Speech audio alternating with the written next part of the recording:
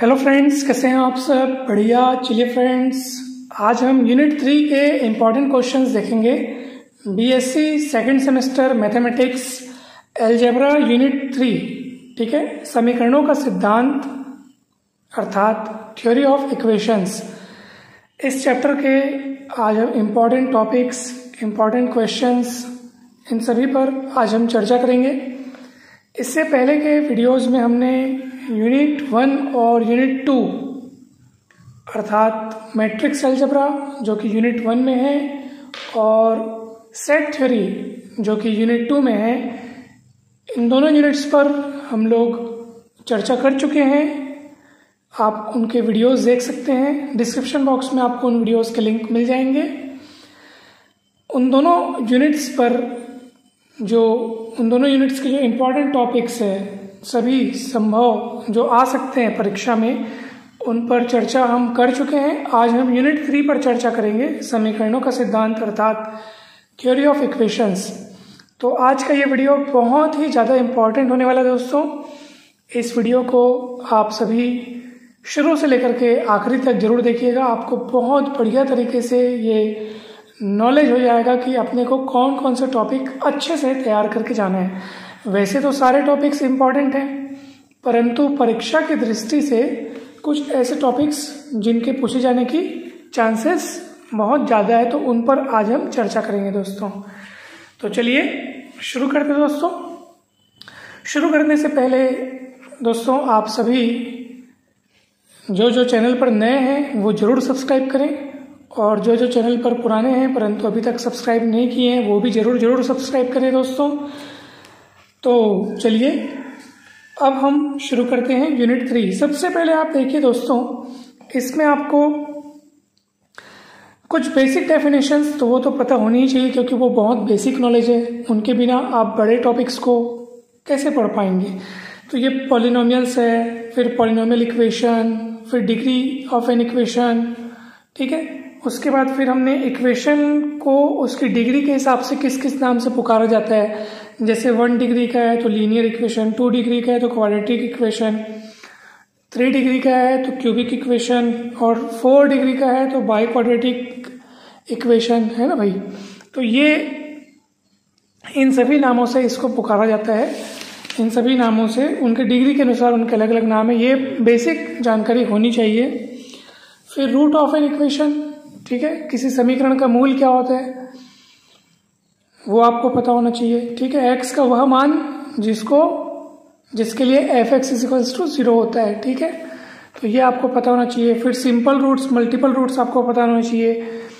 nवीं घात का समीकरण n मूल रखता है, काफी इंपॉर्टेंट कंसेप्ट है। ये सब बेसिक चीजें हैं। उसके बाद देखिएगा दोस्तों, यहाँ पर ये जो थ्योरम जैसे थ्योरम 1 है, फिर थ्योरम 2, फिर 3, ये 4, इन थ्योरम के प्रूफ भले आप करें ना करें, परंतु इन थ्योरम्स में क्या लिखा हुआ है, क्या ये कहना चाह रहे हैं, इनकी बातें बहुत इंपॉर्टेंट हैं। इन थ्योरम्स में जो बातें लिखी हुई है ना, उनका इस्तेमाल हम क्वेश्चन बनाने के दौरान करते हैं। तो ये बहुत इंपॉर्टेंट चीज़ें लिखी हुई हैं दोस्तों। एक और ख़ास बात, ये जितने भी टॉपिक्स आप देख रहे हैं, इन पर पूर्णतः विस्तार से बहुत बढ़िया तरीके से एक एक टॉपिक को बहुत डिटेल में एक्सप्लेन करते हुए सभी टॉपिक्स पर वीडियोस बनाए जा चुके हैं। वे सारे वीडियोस आपको डिस्क्रिप्शन बॉक्स में मिल जाएंगे। उन सभी वीडियोस के लिंक आपको मिल जाएंगे डिस्क्रिप्शन बॉक्स में, वो भी लेक्चर क्रमांक वाइज मिल जाएंगे। ये सबसे बढ़िया और सबसे मस्त चीज़ है आपके लिए कि आपको पूरा का पूरा टॉपिक का वीडियो मिल जाएगा। आप लेक्चर 1 से शुरू करते हुए लाइन से सारे के सारे वीडियोस देखते जाइए। आपको ज़बरदस्त तरीके से हर एक टॉपिक, हर एक कंसेप्ट, हर एक क्वेश्चन सॉल्यूशन क्लियर हो जाएगा दोस्तों। कहीं पर भी कोई भी डाउट आपको नहीं रहेगा। तो चलिए अब हम बढ़ते हैं आगे। फिर आप देख सकते हैं symmetric functions of the roots, root of a multiplicity, synthetic division, इन सभी टॉपिक्स को बहुत बढ़िया तरीके से विभिन्न सवालों के साथ समझाया गया दोस्तों। इलस्ट्रेटिव एग्जाम्पल देख सकते हैं दोस्तों। इसमें से पूछे जाने की चांसेस कम है क्योंकि इनका आकार छोटा है। फिर भी एक क्वेश्चन देखो 2013 में पूछा गया दोस्तों, तो ये आ सकते हैं। छोटे छोटे क्वेश्चन है, आप आसानी से इसको तैयार कर सकते हैं। सिंथेटिक डिवीजन बहुत ही आसान और बहुत ही बढ़िया तरीका है, बहुत ही अच्छा मेथड है। तो आप इसको ज़रूर प्रिपेयर कीजिएगा दोस्तों। चलिए नेक्स्ट देखते हैं। जैसे आप एग्जाम्पल नंबर 10 देख सकते हैं, ये 1990 सप्लीमेंट्री में पूछा हुआ है। अगला क्वेश्चन पूछा हुआ है बिलासपुर में। दोस्तों जो जो ऐसे सन में पूछे होते हैं ना, उनको तो पढ़ना ही चाहिए, वो तो इम्पोर्टेंट ही है, तभी तो पूछे गए हैं ना, तो वो इम्पोर्टेंट है दोस्तों। और जो नहीं पूछे गए हैं इसका मतलब ये नहीं कि वो इम्पोर्टेंट नहीं है, जो नहीं पूछे गए हैं वो भी पूछे जा सकते हैं, क्योंकि जो पूछे गए थे वो भी कभी नहीं पूछे गए थे, है ना भाई। तो पूछे जाने के बाद सारे क्वेश्चंस को हम इम्पोर्टेंट मान लेते हैं, और जब तक वो पूछे नहीं गए होते तो हम लोग को लगता है कि इम्पोर्टेंट नहीं है, लेकिन हर क्वेश्चन इम्पोर्टेंट है दोस्तों वास्तव में। फिर भी यहाँ हम कुछ चुनिंदा टॉपिक्स पर ज़्यादा ध्यान देंगे, तो आपको ऑटोमेटिक समझ में आ जाएगा कि किन टॉपिक्स पर ज़्यादा आपको अच्छे से फोकस करने की ज़रूरत है। जैसे ग्रेटेस्ट कॉमन डिवीज़र अच्छा टॉपिक है दोस्तों, इसमें से भी क्वेश्चन पूछे जाते हैं। जैसे ये पहला क्वेश्चन देखिए आप, ये पूछा गया रविशंकर 1996 में, ठीक है। उदाहरण तीसरा देखिए, रविशंकर 2013 में पूछा गया, काफ़ी इंपॉर्टेंट है। और ये सभी टॉपिक समझाए गए दोस्तों, वीडियोस देखिएगा, आपको बहुत बढ़िया तरीके से समझ में आएगा। जरूरी नहीं कि केवल एग्जाम्पल्स के आप प्रश्नों को देखें, प्रश्नावली को भी आपको देखना है। और प्रश्नावली के एकदम से सारे प्रश्नों को बनाना जरूरी नहीं है अगर आपके पास, क्योंकि आपको बाकी सब्जेक्ट्स को भी ध्यान देना है। तो इसलिए आप अगर प्रश्नावली के अलग अलग प्रकार के कुछ एक प्रश्न बना लेते हैं, वो आपका कॉन्फिडेंस बढ़ाने के लिए कि चलो भाई बन जा रहा है, इसका मतलब ठीक है। तो एग्जाम्पल के क्वेश्चन से मदद लेनी है और प्रश्नावली के प्रश्नों को आपको अपना करके देखना है। कुछ एक गिने चुने जो क्वेश्चन ज़्यादा बार पूछे गए हैं उनको तो ध्यान देना ही देना है। उसके बाद देखिए दोस्तों, एक टॉपिक है किसी समीकरण के मूलों और गुणांकों के बीच संबंध, बहुत ज़बरदस्त इंपॉर्टेंट टॉपिक है। और फिर इसके क्वेश्चंस तो देख सकते हैं कि ये पहला कड़ी 1993 में पूछा है। इसके बहुत सारे क्वेश्चंस पूछे गए दोस्तों, आप देख सकते हैं इधर। ये देखिए, ये बहुत बार पूछा गया, छोटा सा क्वेश्चन है, ये पूछा गया है, आप देख सकते हैं, काफ़ी इंपॉर्टेंट है ये सभी। कितना इंपॉर्टेंट प्रश्न है ये देखो, कितने बार पूछा गया है। इसके ऊपर वाला दोस्तों भले यहाँ पे लिखा नहीं है, लेकिन मुझे जहाँ तक ध्यान है कि ये पूछा गया है, हाल ही के कुछ वर्षों में पूछा गया है। तो ये एग्जाम्पल नंबर 3 पेज नंबर 275, आप जरूर पढ़ के जाइएगा, इसको तैयार कर लीजिए, इम्पॉर्टेंट है दोस्तों। इसमें से पूछे जाते हैं दोस्तों, देखो ये क्वेश्चन पूछा गया बहुत बार, ठीक है, ये पूछा गया है।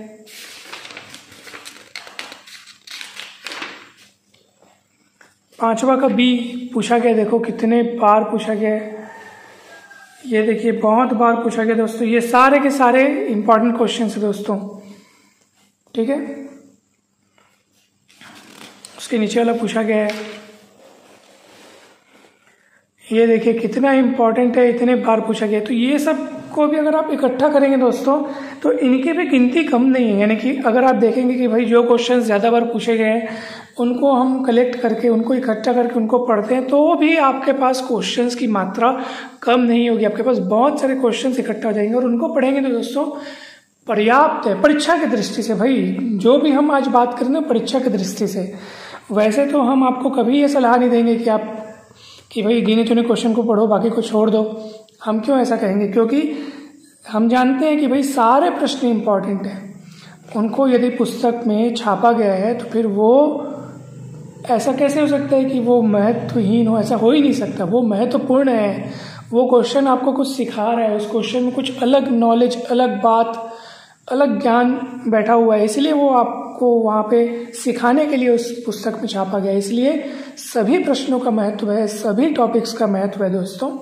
तो यहाँ पर हम उन टॉपिक्स को ज़्यादा महत्व दे रहे हैं दोस्तों जो परीक्षा में ज़्यादा बार पूछे गए हैं, ठीक है। तो वो परीक्षा की दृष्टि से इम्पोर्टेंट हो गए क्योंकि वो ज़्यादा बार पूछे गए हैं। परंतु आपको तैयारी तो हमेशा पूरे की रखनी है दोस्तों। ये देखो ये पूछा गया है, ये देखिए कितने बार पूछा गया है। तो ये सारे क्वेश्चन इंपॉर्टेंट है दोस्तों।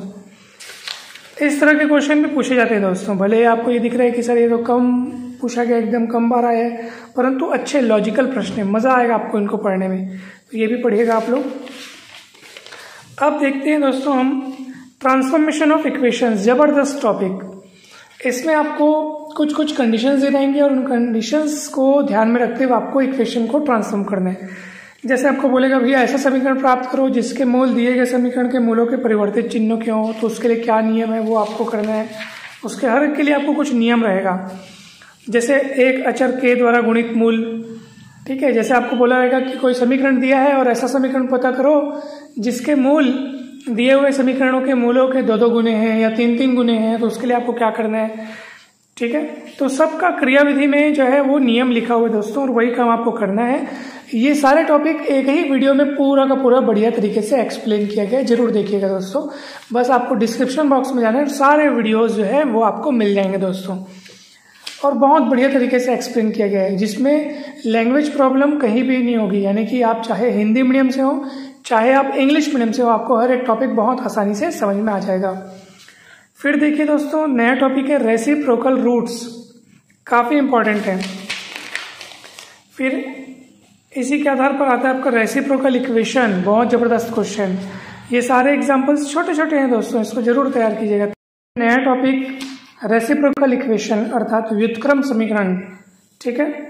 एक समीकरण जो x को 1/x में परिवर्तित करने पर अपरिवर्तित रहता है, एक व्युत्क्रम समीकरण कहलाता है। काफी अच्छा काफी अच्छा टॉपिक है ये, और इस पर आपको व्युत्क्रम समीकरण के आपको प्रकार भी देखने को मिलेंगे, उनकी प्रॉपर्टीज और उन पर आधारित प्रश्न है दोस्तों।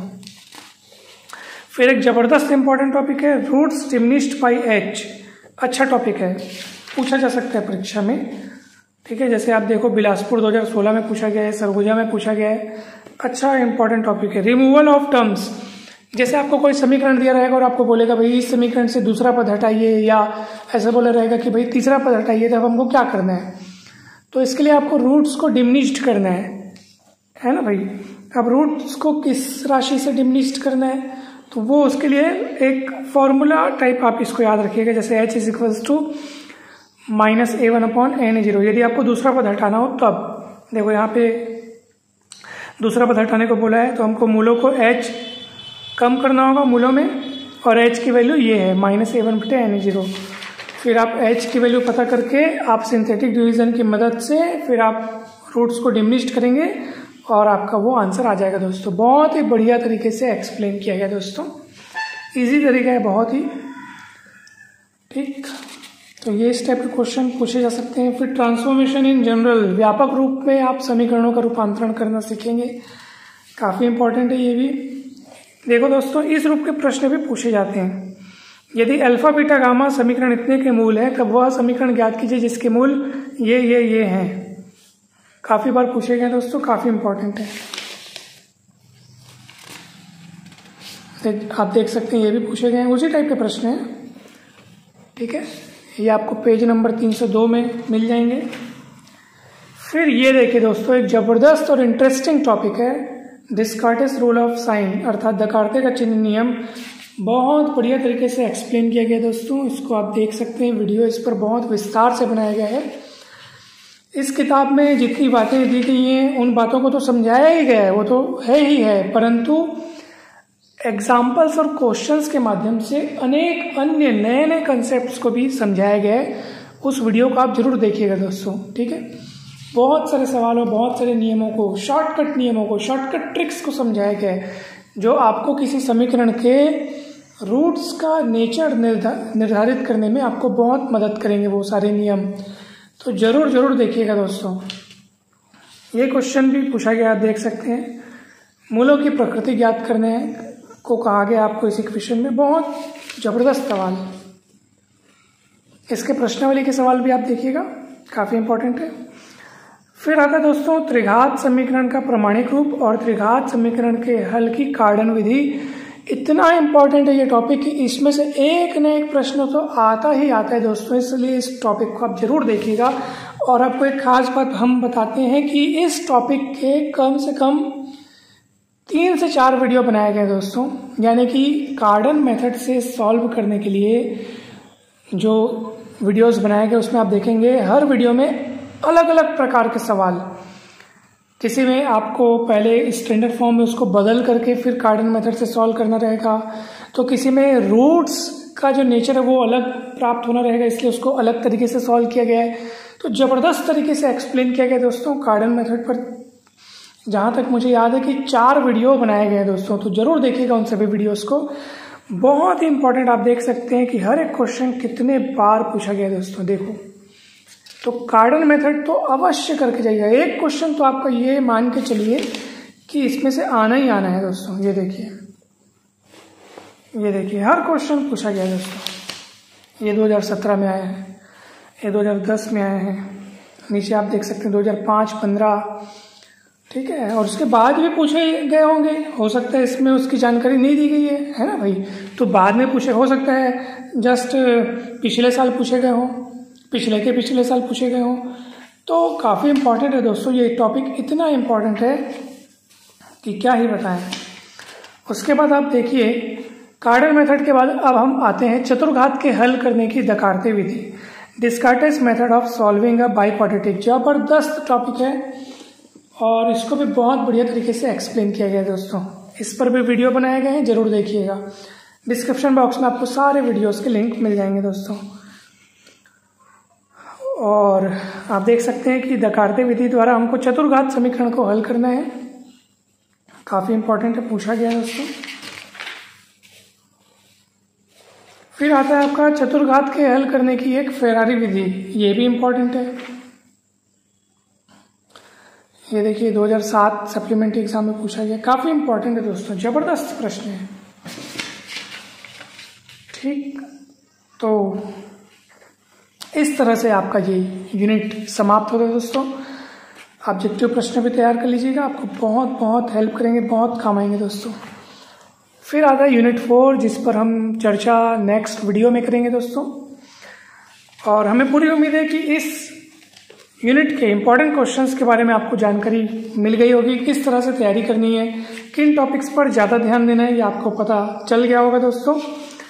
तो अब आप अच्छे से तैयारी में जुट जाएं और कहीं पर भी डाउट हो, कुछ प्रॉब्लम हो तो ज़रूर बताएं दोस्तों। सारे टॉपिक्स पर वीडियोस बन चुके हैं, वे सारे वीडियोस आपकी बहुत मदद करेंगे। कहीं पर भी कोई भी डाउट होगा तो ज़रूर पूछिएगा। आप सभी को बहुत बहुत धन्यवाद दोस्तों। वीडियो अच्छा लगा हो तो लाइक ज़रूर करें, चैनल को सब्सक्राइब जरूर करें और वीडियो को शेयर जरूर करें। कमेंट करके अवश्य बताएं कि ये वीडियो आपको कैसा लगा। और जल्द ही मिलते हैं नेक्स्ट वीडियो में। और साथ ही साथ दोस्तों अब हम फिजिक्स के भी इम्पोर्टेंट क्वेश्चंस पर वीडियो बनाने वाले हैं, तो जरूर जुड़े रहिएगा दोस्तों। आप सभी को बहुत बहुत धन्यवाद।